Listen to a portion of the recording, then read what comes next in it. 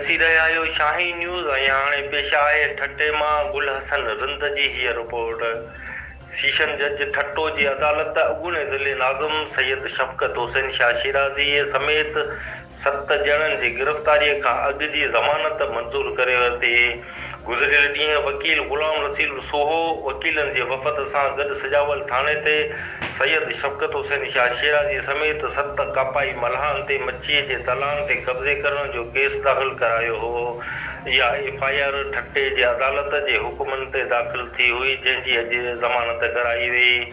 अॻूणे ज़िले नाज़िम सैयद शफ़क़त हुसैन शाह शिराज़ीअ सां वॾे तइदाद में संदसि हामी गॾु हुआ। सजावल ऐं ठट्टे ज़िले में सियासी शतरंज जा वॾा महारती खिलाड़ी सम्झा वेंदड़ ऐं अहम तरीन अवामी सियासी सघ जो सगारो दर्जो रखंदड़ पाकिस्तान पीपल्स पार्टी जे सुफ़न जो हिसो बणियल शिराज़ी ग्रुप जे सरवाण ऐं अॻूणे ज़िले नाज़िम सैयद शफ़क़त हुसैन शाह शिराज़ी समेत संदसि हामियुनि ख़िलाफ़ कब्ज़ागिरीअ वारे दाख़िल थियल केस बाद सियासी सूरत हाल ॿीहर महाज़ आराईअ वारो इंतिशारी रुख़ अख़्तियार करे वरितो आहे।